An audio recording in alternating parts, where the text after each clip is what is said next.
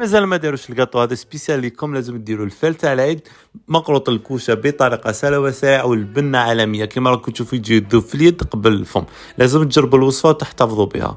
في ريسيبيون نديرو كيله تاع سميد يكون موايغ خشين، نزيدو عليها كيله تاع سميد يكون رطب، نزيدو عليها 3 مغارف كبار تاع سكر ناعم ونخلطوهم مليح، ونزيدو قرصه تاع الملح، ونزيدو كيله غير ربع تاع زبده تكون ذايبه. هذه الحركه بيدينا باش نعرفوا بلي السميد تاعنا راه متشخشخ بالزبده يبدا يتلاي معنا في يدينا. نزيدو 2 مغارف كبار تاع الماء مع مازال يكونوا مخلطين، ونخلطوا بيدينا بلا ما نعجنوا نليموا كامل هذيك لافورس ونخلوها تروبوزي لمده نصف ساعه. لافورس تاعنا كنت استعملت لها هنا الغير ساعه تمر، زدت 2 مغارف كبار تاع زبده ذايبه و2 مغارف تاع الماء مازهر وقرصه تاع قرفه، نعجنوا مليح بيدينا باش يولي طري. والعجينه تاعنا تاع سمين نفتحوها بهذا الشكل كما راكم تشوفوا على شكل مستطيل، ونزيدوا نفس لافورس نفس لي ميزور تاعنا تاع العجينه. نسيو نديروا الطبقه تاعنا بهذه الطريقه ونشكلوا على شكل حربوش باش يتشكل معنا هذاك الحربوش، ونسيو نفينيوه كامل مليح بيدينا. نقطعوا لهنا التقطيعه، تحبوا تقطعوه صغير ولا تقطعوه كما راكم تشوفوا موايا. طيب على 180 درجه مده طي 45 دقيقه حتى يدي التحميره معكم.